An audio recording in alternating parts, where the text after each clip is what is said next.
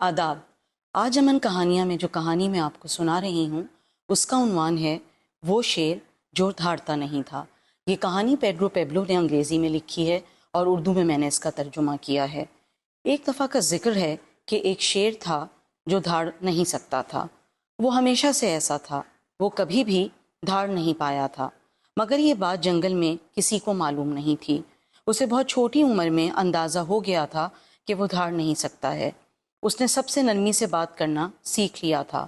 وہ دوسروں کی بات سنتا تھا اور اپنی آواز اونچی کیے بغیر لوگوں کو اپنے نقطہ نظر پر قائل کر لیتا تھا۔ یہی وجہ تھی کہ جنگل کے تمام جانور اس سے پیار کرتے تھے اور اس پر بھروسہ کرتے تھے۔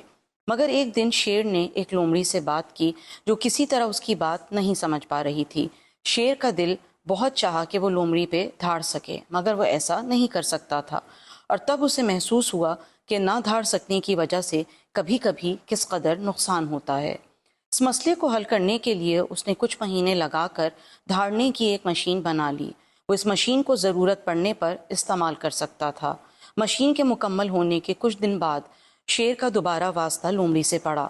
لومڑی نے شیر کو اتنا غصہ دلایا کہ اسے دھاڑنے والی مشین کا استعمال کرنا پڑا۔ مشین سے بہت بھیانک آواز نکلی، مگر اس آواز نے نہ صرف لومڑی کو ڈرا دیا بلکہ جنگل میں موجود سارے جانور حیران رہ گئے۔ اور تو اور اس سے یہ ہوا کہ کئی مہینوں تک جانور جنگل میں باہر نہیں نکلے۔ شیر اکیلا اور اداس ہو گیا۔